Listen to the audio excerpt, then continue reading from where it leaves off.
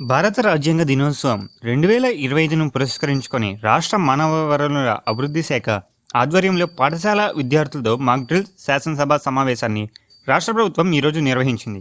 ఈ కార్యక్రమంలో ముఖ్యమంత్రి నారా చంద్రబాబు నాయుడు, విద్యాశాఖ మంత్రి నారా లోకేష్ హాజరయ్యారు.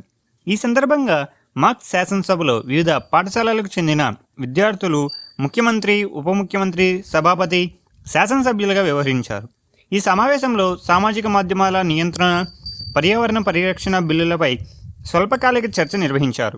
అనంతరం నిర్వహించిన రాజ్యాంగ దినోత్సవ వేడుకల్లో ముఖ్యమంత్రి పాల్గొని మాట్లాడారు. మీరు ఒకసారి చూస్తే మన రాష్ట్రంలో అన్ని వనరులు ఉన్నాయి. నేచురల్ రిసోర్సెస్ చాలా ఉన్నాయి. మినరల్, ఈ రోజు నేషనల్ హైవేస్ మీరు చూస్తున్నారు. రెండోది విమాన సర్వే కనెక్టివిటీ మీరు చూస్తే ఈ రోజు ఫ్లైట్లు ఎక్కే వాళ్ళు ఎక్కువయ్యారు, ఫ్లైట్లు ఉత్పత్తి తగ్గిపోయినాయి. అలాంటి సమస్య మనం చూసే పరిస్థితి వస్తాం.